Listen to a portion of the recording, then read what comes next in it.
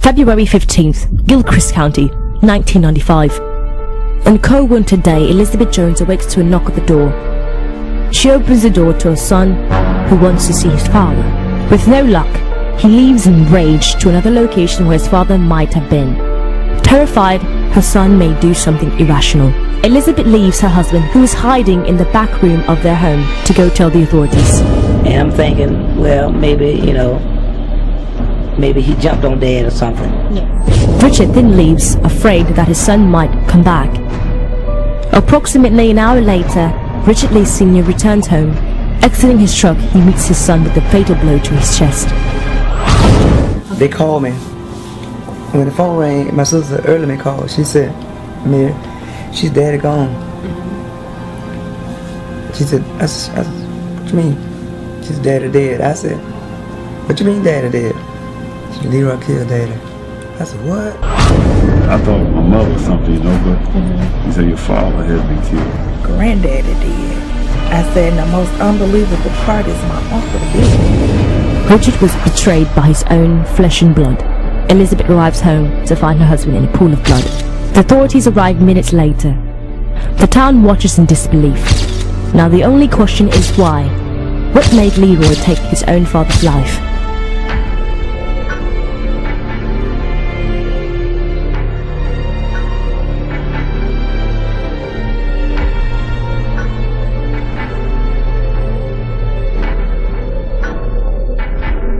Too close to home.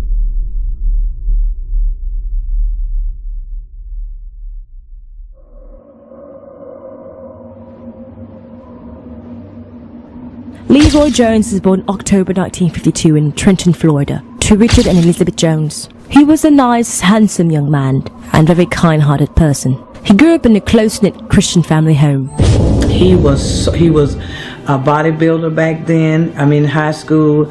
They all called his nickname was Professor Leroy because he had great potentials to go to be a professor in college. Coming up, we were very close, and we was always close. And he was like a nut. He was a freak for being tidy, clean. I mean, he lacked everything in place. He was special. At the age of 16, he meets his wife-to-be. After high school, he enlisted in the Marines in 1974, where it is believed that he suffered a brutal beating from his sergeant. Soon after, he was released from the Marines. And shortly after that, maybe a year or two, we saw signs that his mind was deteriorating. He was seeing things on the wall. He thought people was after him. He thought his family members were his enemy. His life just began to break down. He thought his wife, his kids, my father was his enemy.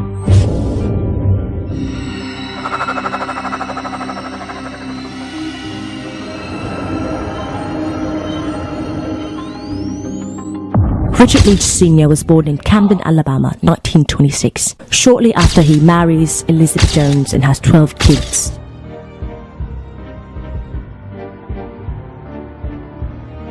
They eventually settled down in Trenton, Florida. Richard was known as a great man, a hard worker, and a loving father. He never did anyone wrong. He was a meek, and he was a very humble man. He was gentle, and he loved the people.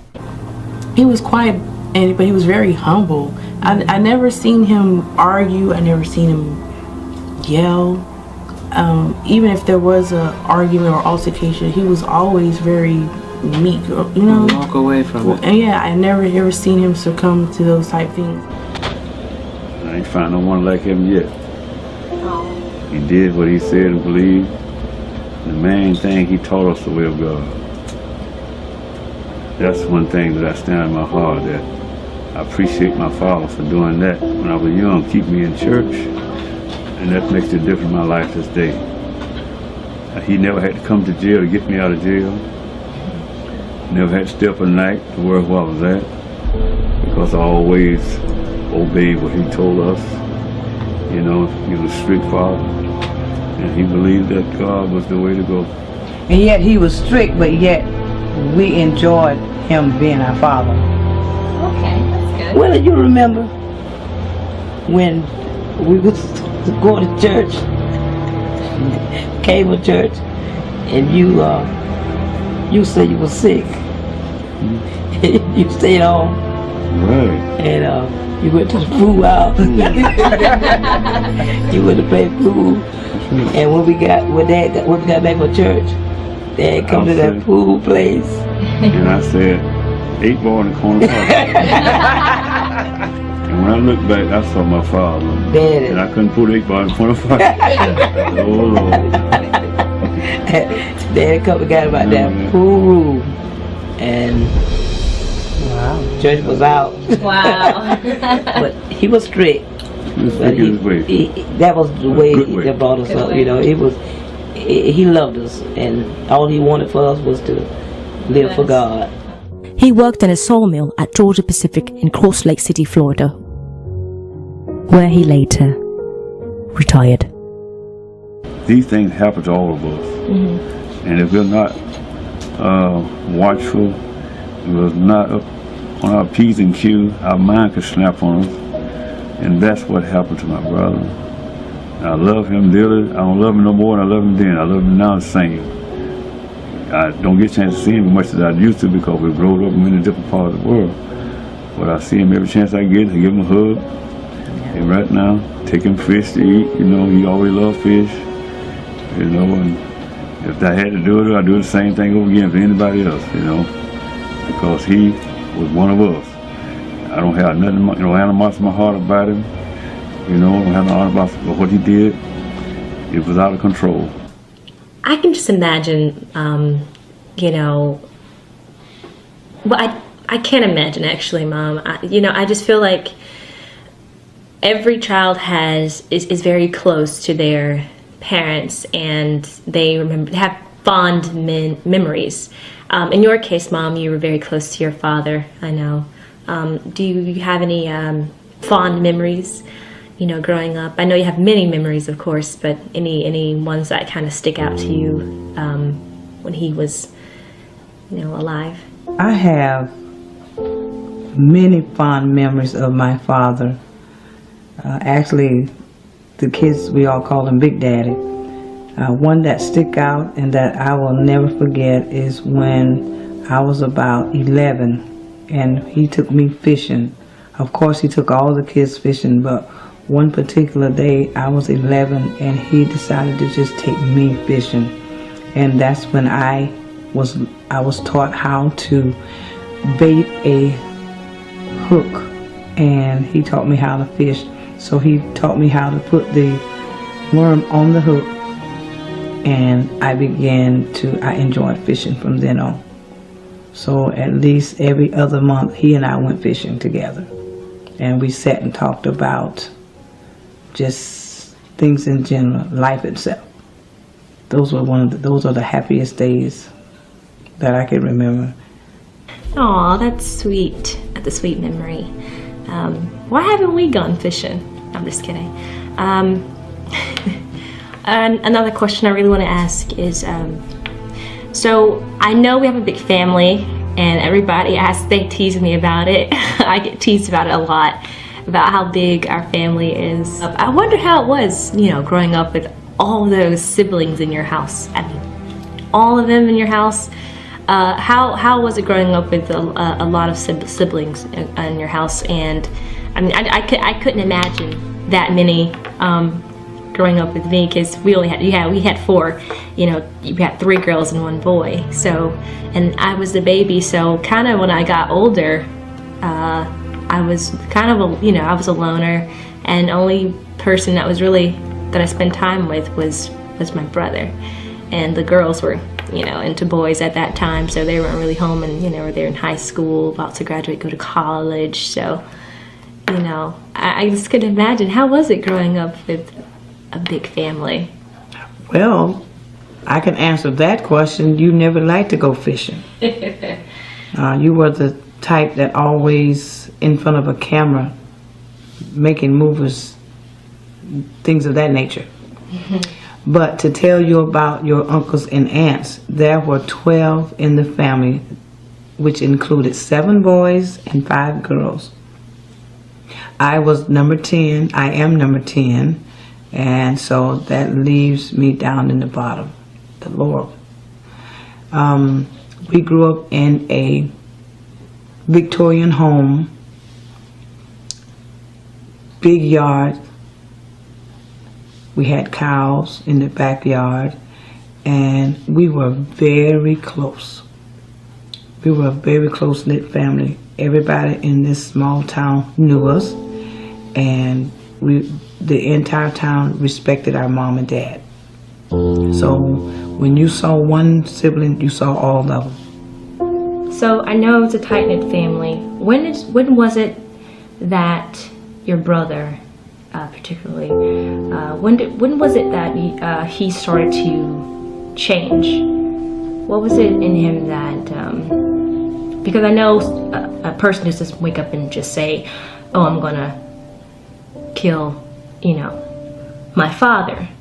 What was the, when was it did you see the change in him, in his character, his demeanor, growing up? I'm sure there was some type of signs, or, were there signs?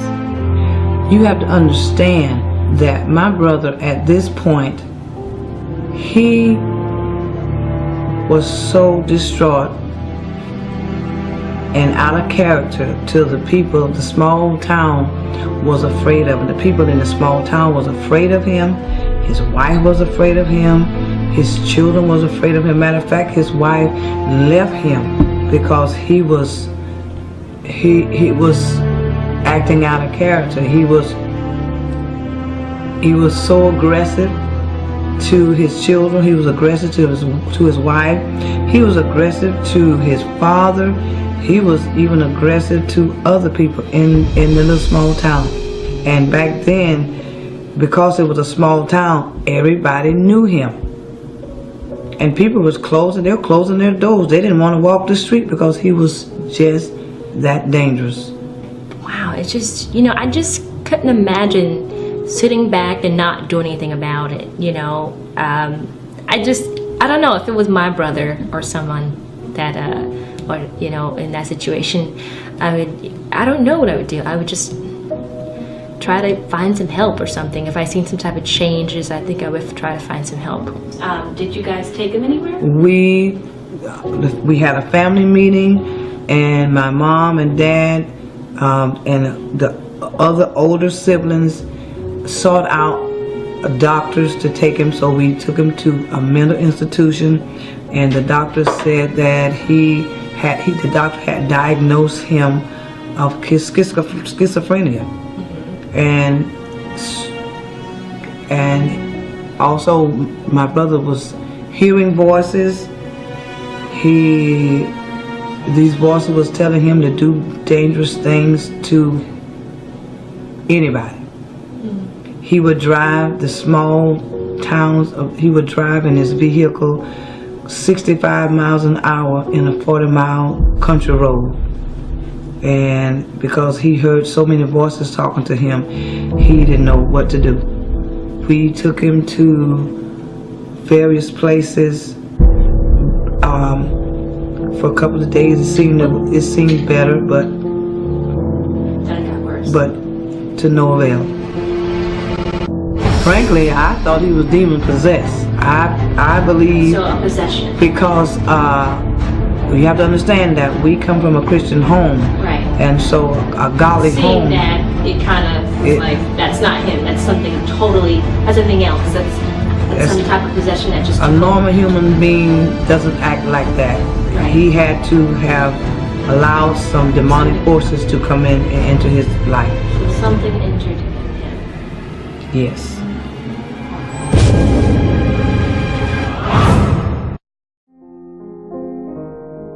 It was said that Leroy Jones was indeed possessed.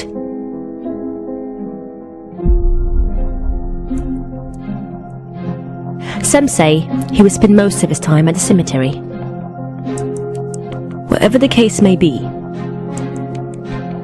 Leroy Jones snapped. his whole outlook started changing, even his clothing, and I knew there was something totally different, as though he was possessed by demon spirits. When was that initial, like, yeah, something is really going on with him? When I first got back, my mom asked me if I would go to his house and talk to him. And she had told me all the things that was happening, how she had to keep him locked up in a room because he was he would hurt himself or something. He didn't like the color red, and it was just so many things. Unbelievable. I'm like, I don't even know him anymore.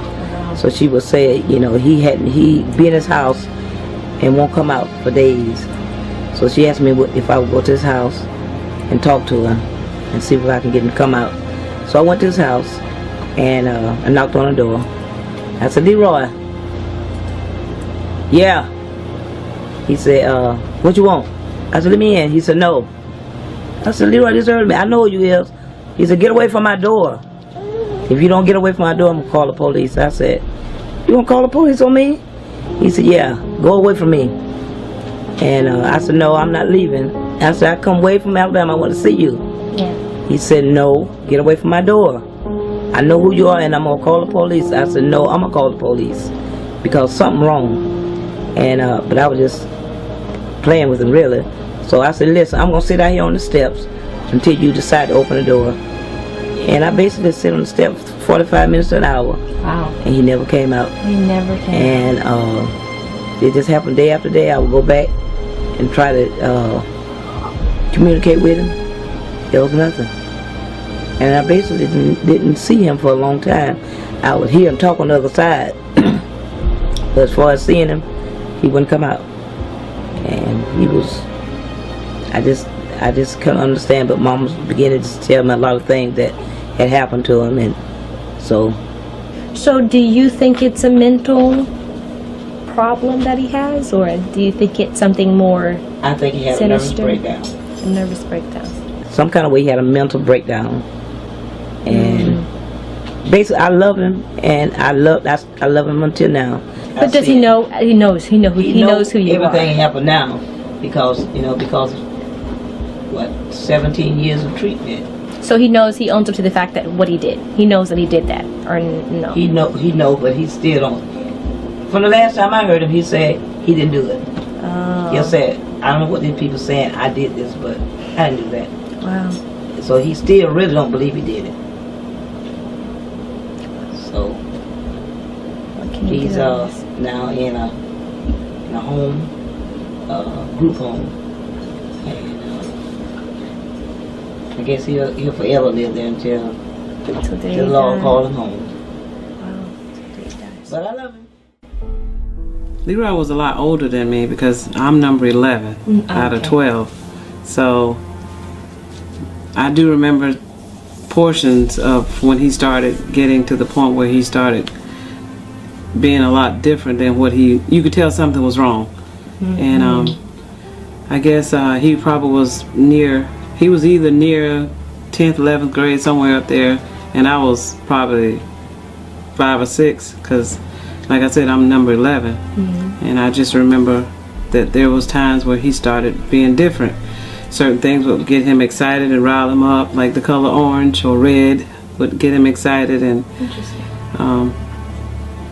and I saw him actually, jump on one of my brothers at one point.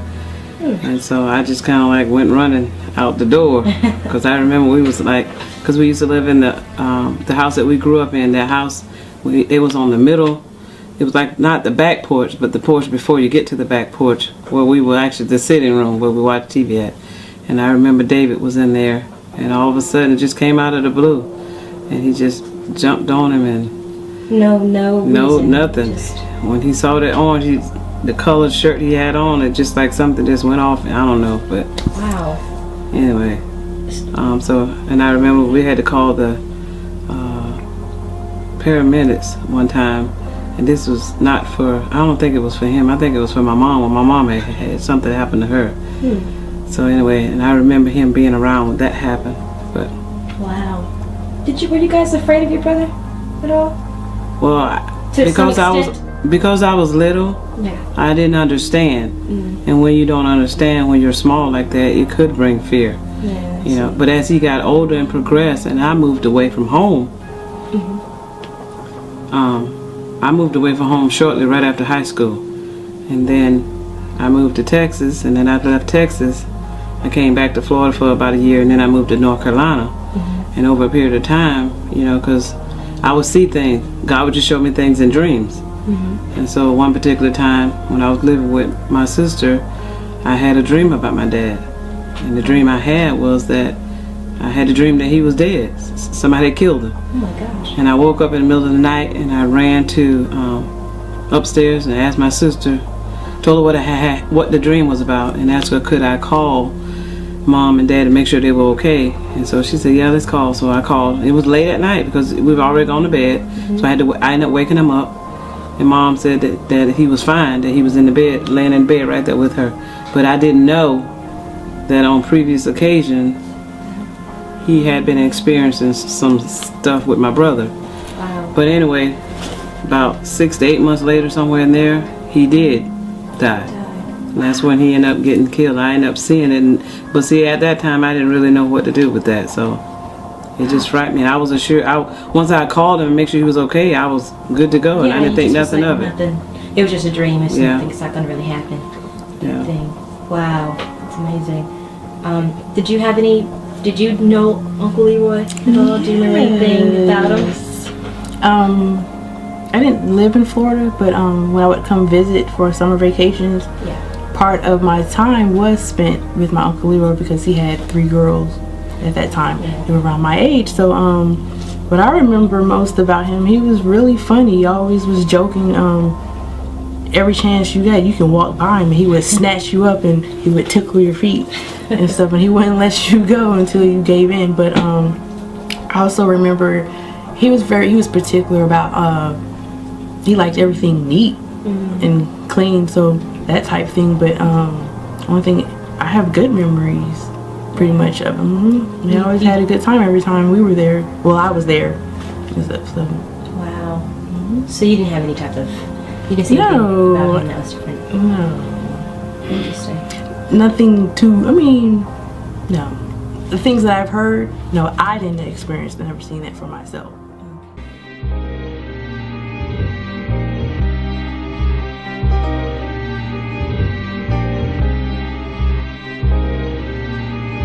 On Monday, a Gilchrist County grand jury indicted Jones, but there are no plans to seek the death penalty in the case. According to the state's attorney's office, court orders have been issued for Jones to undergo psychiatric evaluation.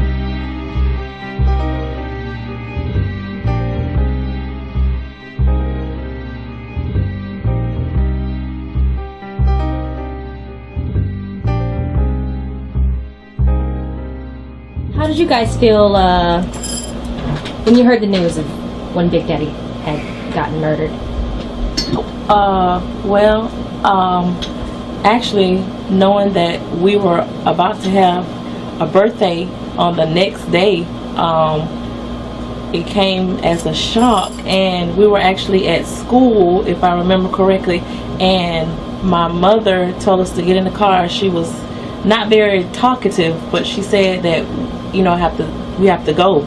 And while we were getting in the car, everybody had questions to ask, like, where are we going? You know, well, me thinking it was my birthday, so I'm thinking maybe it's a surprise. You know, I knew we were going to see Big Daddy, but I didn't know we were going to go see him about a death. And when we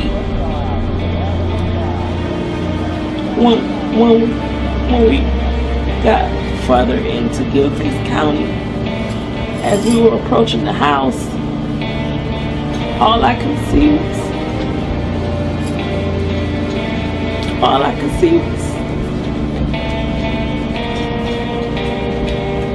just a lot of family relatives and tape and police, and I could just see a bag on the ground. And before we could get out of the car is when we got the news that, you know, Big Daddy had died. And, you know, being But you know, being young, we wanted to know what's going on as well. And I could see my mom saying, no, don't get out, don't get out. I think she wasn't prepared to tell us even then. So when we got out of the car, she said Big Daddy is dead and he's not coming back anymore. And that's when I knew that the party was over, you know, and it came as a shock. And I was very, very hurt. And to this day, I sometimes carry that in my heart. Really? Wow. It came to me as, I'll never forget it, it was my first year in college. And I hadn't seen Big Daddy in probably a year or so, I guess.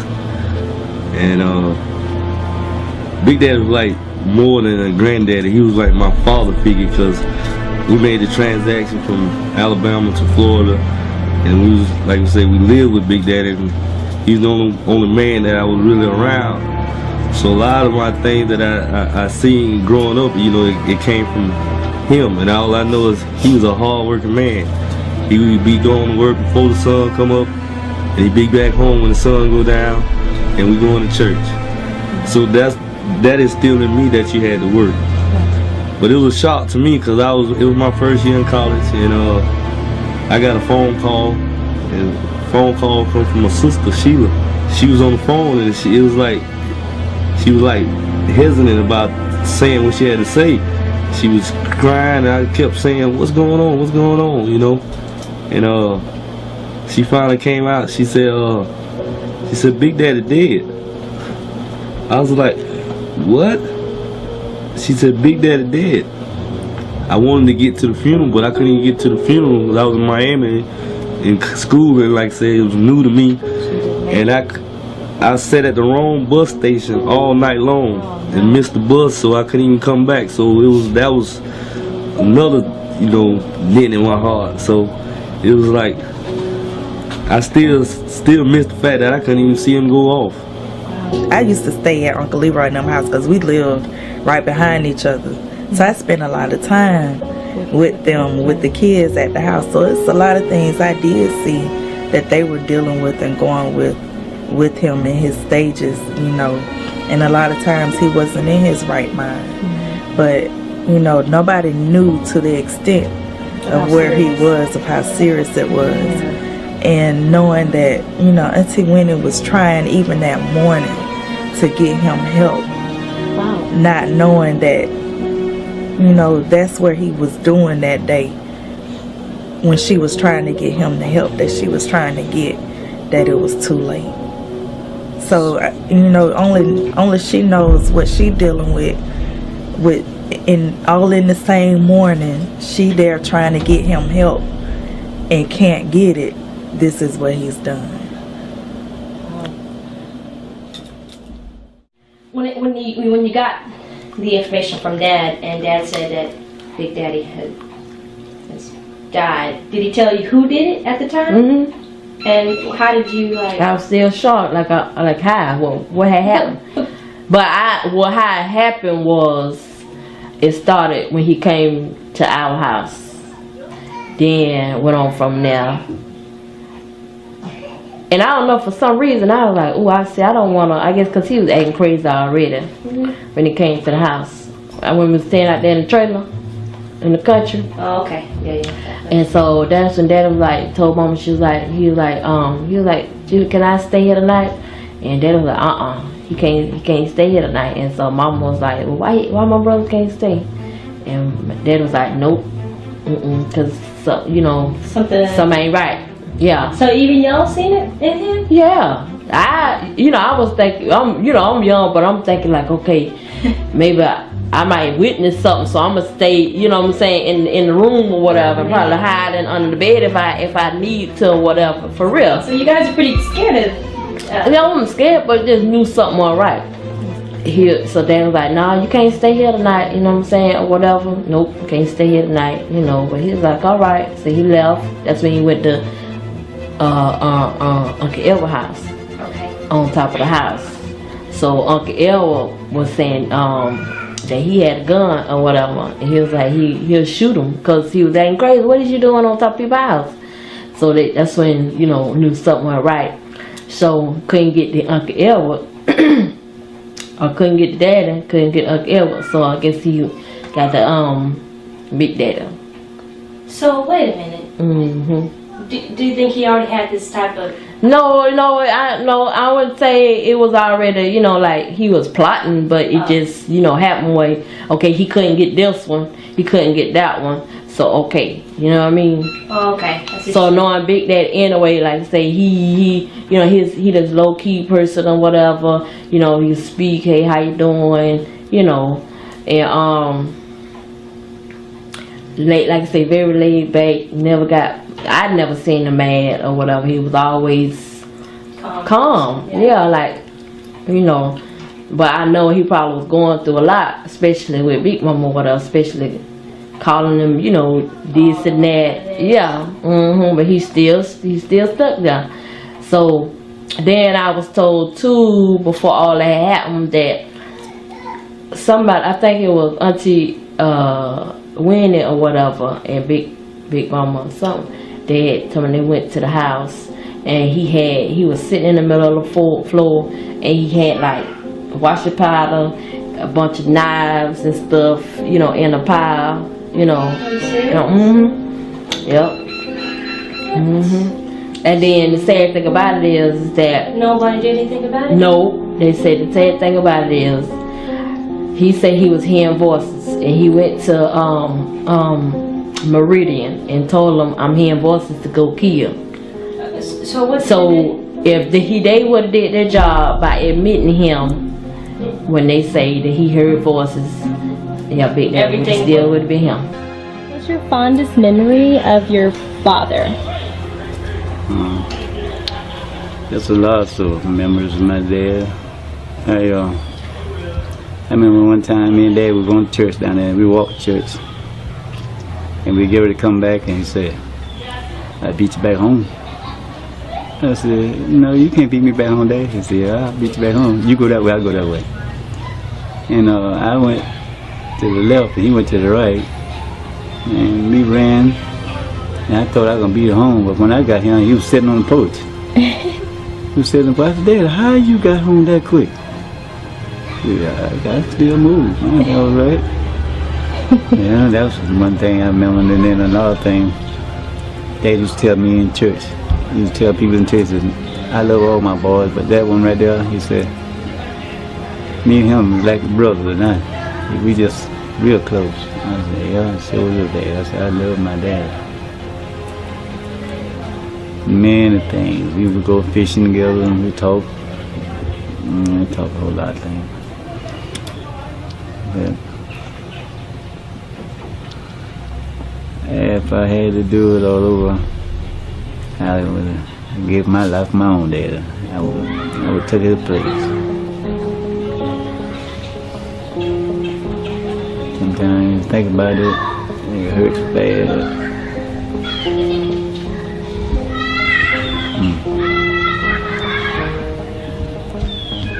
I went down the other day. I went down to the grave the other day and cleaned the grave off. Cleaned Daddy's on, Granny's, and Julie's. I cleaned them all. Oh, so there's where the grave is all in the same place? Yep.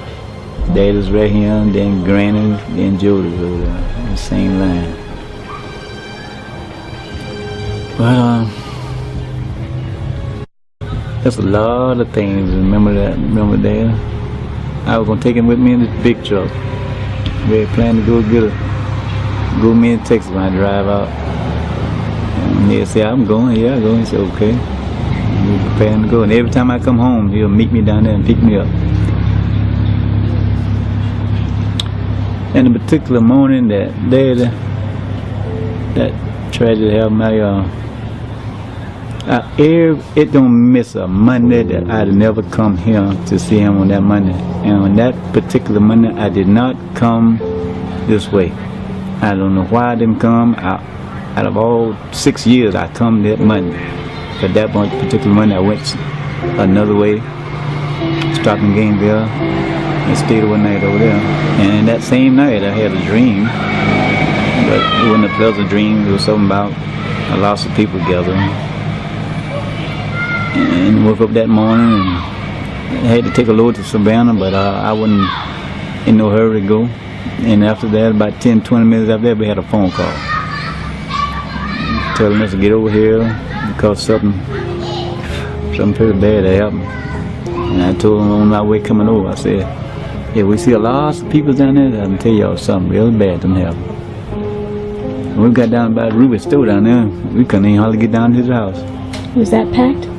It was that packed. The highway was packed with peoples, and they had just picked that up off the ground. And after I seen Mama, and after they told me Dad was gone, I don't know what happened to me that time. I can't recall another 30 minutes. I don't know what happened. I went out or something.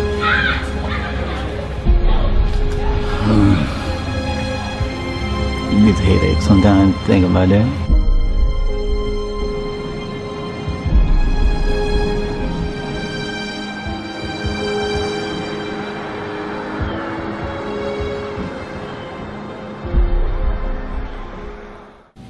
When it was about, this had been good 5, 6, 7 years ago, something like that. One day I had the obituary, I was sitting over to the table.